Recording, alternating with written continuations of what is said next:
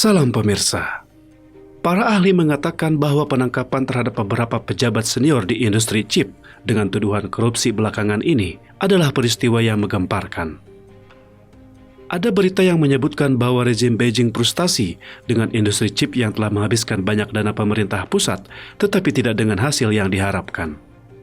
Sejak pertengahan bulan Juli, 3 orang eksekutif industri chip Tiongkok, yakni Teng Wenwu, mantan Ketua Departemen Informasi Elektronik dari Kementerian Perindustrian dan Teknologi Informasi Tiongkok, juga Presiden Dana Investasi Industri Sirkuit Terpadu Nasional Tiongkok, disingkat Dana Besar.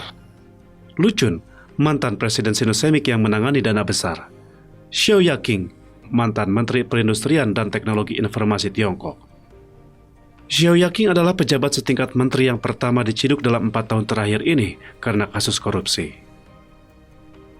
Masih ada lagi 3 orang pejabat lainnya yang telah dibawa oleh pihak berwenang untuk menjalani pemeriksaan dan sementara ini hilang kontak, termasuk Chow Wei Kuo, Ketua Dewan Xinhua Uni Group, Tiao Xiqing, mantan Presiden Xinhua Uni Group, Wang Wenchong, mitra dana investasi ekuitas Shenzhen Nashan Hongtai yang berada di bawah bendera Dana Besar.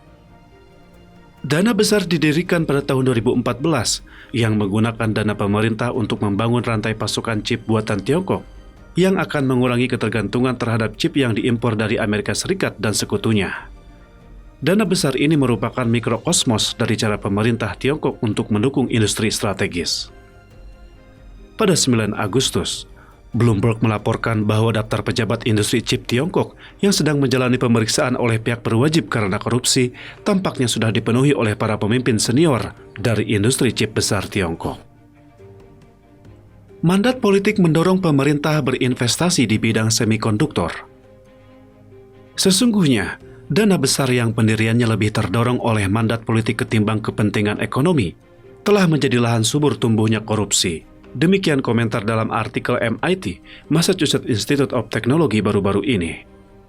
Laporan tersebut mengutip ucapan Mak Rui, seorang analis teknologi dan pembawa acara podcast China Technology Hotspot, menyebutkan bahwa pada tahun 2014, putaran pertama pendanaan sebesar 20 miliar US dollar yang digelontorkan kepada Dana Besar tidak digunakan untuk perusahaan rintisan, tetapi dimanfaatkan untuk kepentingan terkait perusahaan dan anak perusahaan yang bergerak di bidang bahan chip dan produksinya telah didaftarkan di bursa saham. Secara umum diyakini bahwa perusahaan rintisan di industri chip cenderung tidak mudah untuk memperoleh pendanaan dari sumber tradisional seperti modal ventura, karena setiap kemajuan dalam pembuatan chip membutuhkan waktu yang lama dan investasi penelitian yang cukup besar. Karena itu, pemodal ventura tidak tertarik memberikan dukungannya. Cendekiawan Tiongkok, perusahaan chip Tiongkok semuanya adalah monster pemangsa uang. Pan Helin, CEO Direktur Pusat Penelitian Inovasi Keuangan dan Ekonomi Digital Sekolah Bisnis Internasional Universitas Zhejiang, kepada reporter Economic Observer mengatakan bahwa dalam beberapa tahun terakhir, tujuan inti dari banyak perusahaan chip di Tiongkok adalah untuk mendapatkan lebih banyak sumber daya seperti subsidi pemerintah, pembiayaan dari perbankan, pembiayaan ekuitas bernilai tinggi. Ingin menghasilkan uang dengan cepat, tetapi tidak gampang.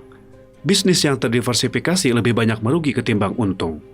Pada akhirnya, bisnis yang terdiversifikasi mengubah dirinya menjadi monster pemangsa uang. Mereka perlu masukan sumber daya yang konstan untuk mempromosikan pengembangan bisnis, jadi mustahil dapat melepaskan diri dari situasi itu, kata Pan Helin.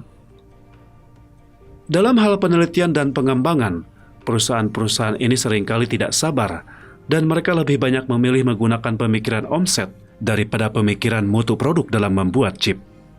Pan Helin mengatakan, hasil mereka sering memiliki tujuan lebih tinggi yang bukan untuk memecahkan masalah khusus dalam industri semikonduktor. Dengan kata lain, penelitian dan pengembangan semikonduktor dari sejumlah besar perusahaan semikonduktor Tiongkok ini lebih mengutamakan menjual muka ketimbang menjual mutu chip. Pan Helin menyarankan agar industri semikonduktor menanggalkan kemunafikan, muka, dan formalisme di industri chip dan melakukan penelitian dan pengembangan dengan sungguh-sungguh demi akumulasi proses. Tidak seorang pun mampu mencapai langit dengan satu langkah. Pengembangan semikonduktor perlu dimulai dengan pelatihan bakat selangkah demi selangkah menuju penyempurnaannya, katanya. Pejabat senior diperiksa mungkin terkait dengan kebangkrutan Tsinghua Uni Group. Pejabat dari pihak berwenang belum mengungkapkan alasan pasti tentang pemeriksaan para pejabat senior di industri ini. Tetapi sebagian besar media dan analis mengaitkannya dengan penyelidikan korupsi Tsinghua Uni Group yang sedang berlangsung. Tsinghua Uni Group, perusahaan semikonduktor BUMN yang menerima dana investasi dari dana besar, telah pilot pada tahun 2021. Tsinghua Uni Group yang didirikan pada tahun 1988 adalah salah satu perusahaan pembuat chip tertua di daratan Tiongkok dan merupakan perusahaan milik negara. Perusahaan tersebut sempat menjadi berita utama di media gara-gara rencana mengakuisisi perusahaan Amerika Serikat Micron Technology pada tahun 2015 ditolak oleh pemerintah Amerika Serikat. Banyak dari akuisisi yang ambisiusnya itu memperoleh dukungan dari dana besar yang telah menginvestasikan sedikitnya 2 miliar US dollar di Tsinghua Uni Group dan anak perusahaannya untuk memproduksi chip baik untuk memori flash atau chip 5G. Namun Tsinghua Uni Group akhirnya mengajukan pilot pada tahun 2021, sehingga ketiga eksekutifnya yang sudah mantan atau masih aktif mulai bulan Juli tahun ini ditahan untuk menjalani pemeriksaan pihak berwenang atas dugaan korupsi.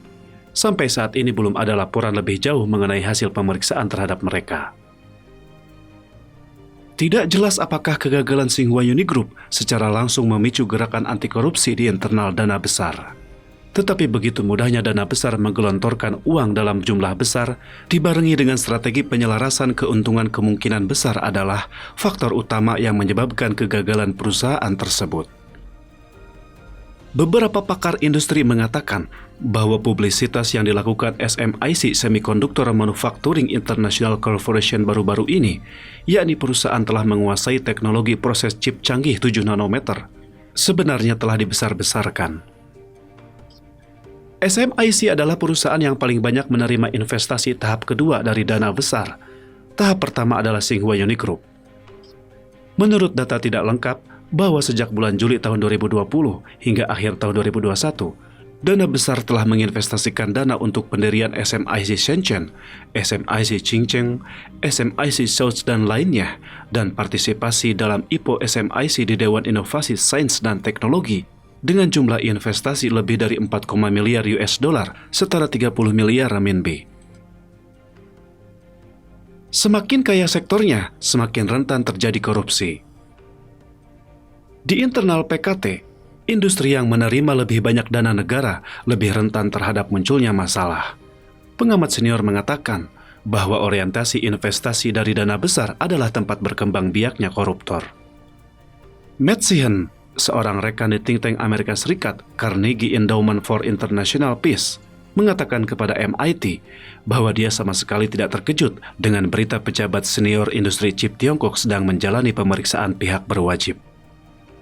Bukan karena saya tahu tentang kebobrokan mental pribadi Ting Wenwu, tetapi ketika Anda memiliki begitu banyak uang yang membanjiri di suatu industri dan tidak ada skandal korupsi, itu baru mengejutkan, ujarnya. Jordan Schneider, seorang analis senior Radium Group serta pembawa acara podcast China Talk, mengatakan kepada Bloomberg bahwa jika sebuah industri menginvestasikan puluhan miliar dolar, apakah itu adalah industri teknologi tinggi atau proyek pembangunan jalur kereta api atau bandara, itu akan memancing adanya transaksi ilegal. Jordan Schneider mengatakan bahwa serentetan investigasi anti korupsi terhadap industri chip sangat antusias, mungkin karena industri ini sangat penting untuk ambisi strategis Xi Jinping. Kabarnya eksekutif puncak frustasi dengan program kemajuan dalam industri chip Tiongkok.